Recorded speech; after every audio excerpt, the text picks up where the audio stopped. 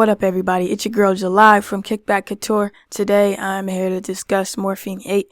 Morphine 8 is a new drum sequencer that has been added to the prop shop by DNA Lab software, and I'm going to do a overview of it and give you my opinion on it. So it has 8 slots for you to put drums, and they're labeled. So sub, kick, snare, clap, close hi-hat, open hi-hat, cymbal, effects.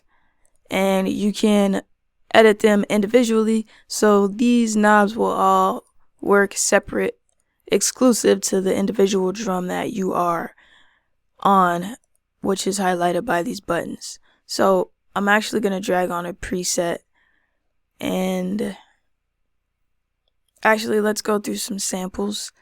Let's add a kick, and I'm gonna go into this kick one and then drag it on there. So off top, definitely mostly some EDM type samples going on here, but you can of course get a hip hop or trap sound. However you prefer it, it's possible.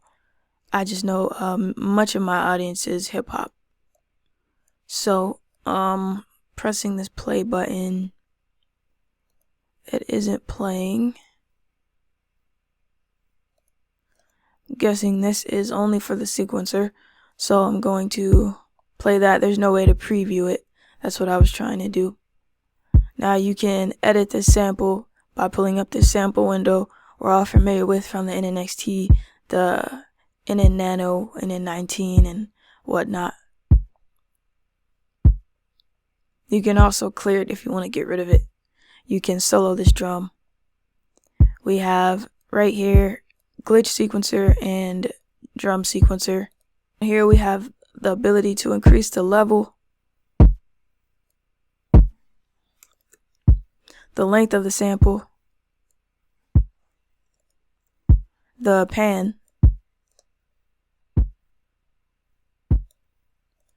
the tuning. We can increase the low end EQ if we turn this on, mid and high also, and we can do this with all of these drums, and they all have their own channels. Alright, so if I wanted to increase this pattern, then I could do so over here, add more steps, and we can go up to 64 steps.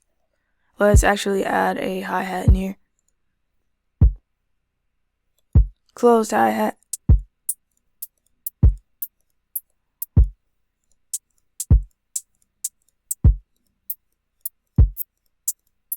Pretty cool hi-hat.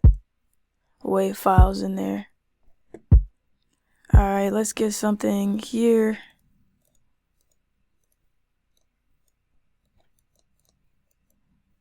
It does work by dragging, so we're in luck there. Alright, get those filled in, and let's hit play. Let's turn this hi-hat down, levels here, and we can also hit this triplet button and have it play triplets. So something you could play with for modulation.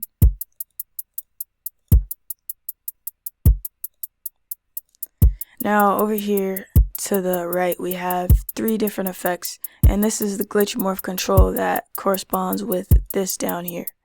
Now you can just switch back and forth from where you want the glitch edits to be and where you want the drums to be situated in the sequencer. So here I am, of course, on the hi-hat, and let's go ahead and get some glitch effects on this. And these are highlighted by pink. So let's turn this repeater on.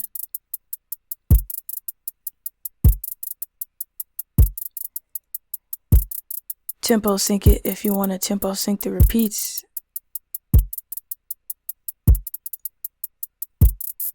Increase and decrease the rate. Otherwise, it'll be from 1 to 240 for the free rate. Sounds pretty interesting. I actually like that. Alright, so next to this we have X pitch, and if we turn this on, it will also pitch it.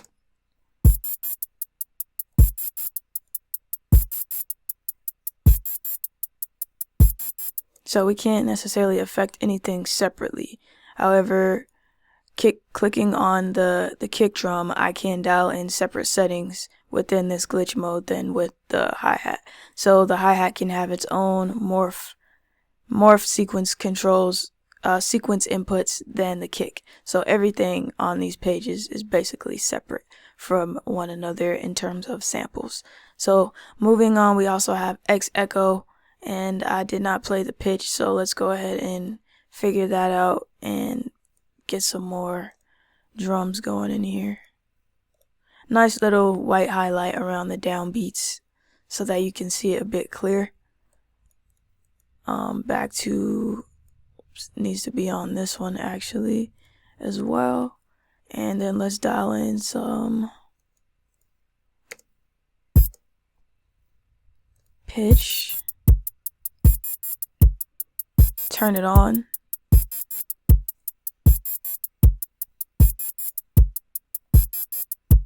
We can change the shape of the LFO. Let's solo this.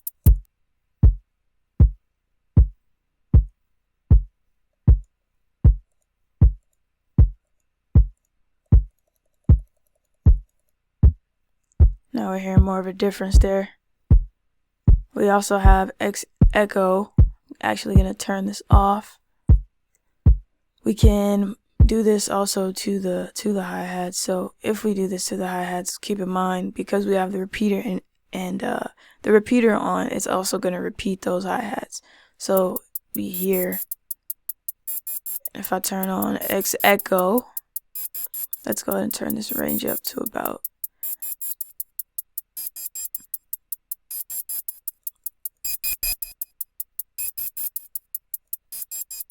and then the echo is basically delay, so we can change it to 1/4, 1/4 triplet, 1/8, 1/8 triplet, and then we can multiply that by 2 the times.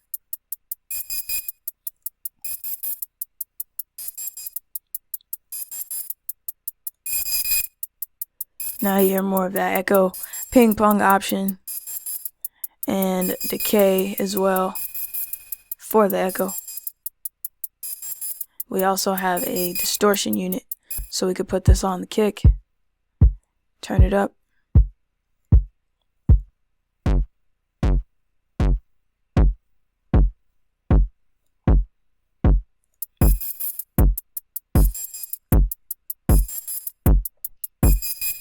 Now over here at the bottom right, we have limiter options, A, B, and C. This A setting on the limiter is a brick wall limiter, whereas the B setting is a clean limiter similar to the LA2A, and this C limiter is a light, subtle, and musical limiter, as the manual says. Actually, the page in Reason explains it. So let's go ahead and experiment with these three and see what they sound like. This is A, this is without it, this is with A, B, and C. So let's go ahead and fill in some more drums.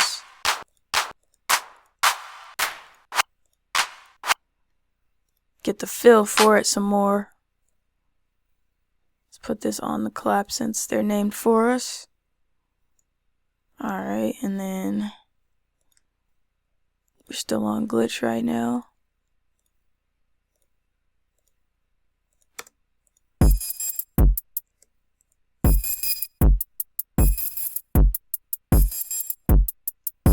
I accidentally put that in glitch and not drum, so that is my fault again. Gotta remember the purple and pink juxtaposition.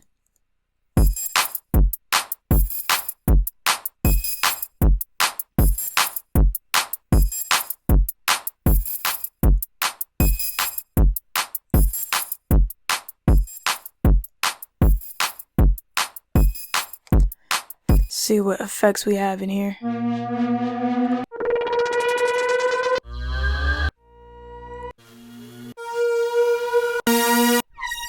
So some pretty cool effects there. I'm gonna drag in some presets, and then I'll give my final verdict on Morphine 8.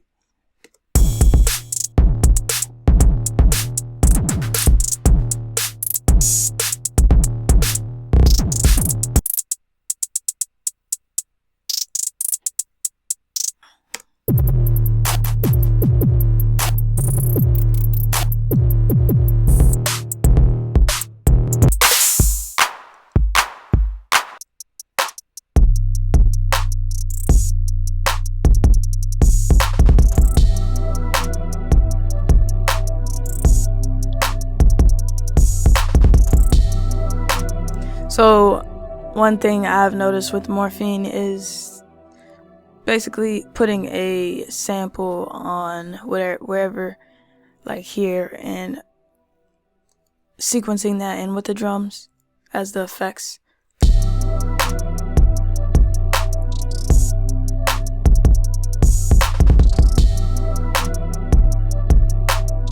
And we have all the samples that we were going through, of course. So my final verdict for Morphine is that I would not recommend it. I think it was a good idea, but it just, the quality of it doesn't seem all there. It does have individual outputs for all 8 drums. However, the sound that comes with it is not enough to make me want to buy it or recommend it or say that you all should use it or even add it to my workflow. It definitely wouldn't fit in my workflow, as I have a drum sequencer that has a much better sound and better inbox effects as well. The repeater is cool.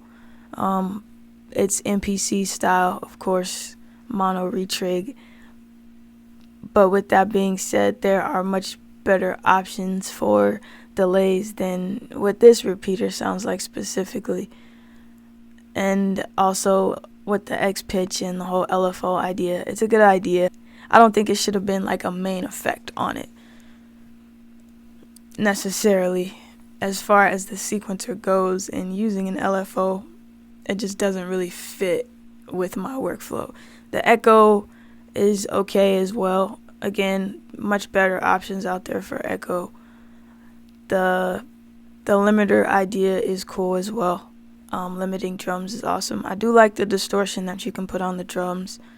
It did sound pretty good on the kick.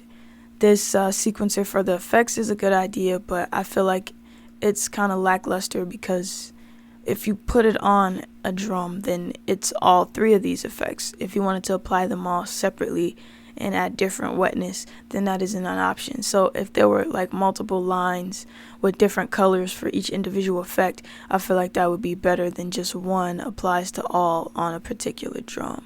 Another thing that I don't like is the drums are already named for you. You can't change them on here.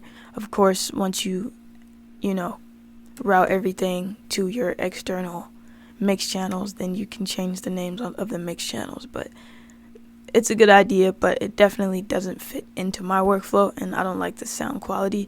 Similar to Helium, it was a good idea. It's a cool looking synth, but I don't like the sound quality that came out of Helium. It did have some cool presets, but nothing that was jaw-dropping or groundbreaking. It was just another synth. So sorry if my decision disappointed you, and if you disagree, you can definitely let me know why you disagree. Let me know what you would like to see next. It's all culture, kickback, and cook up.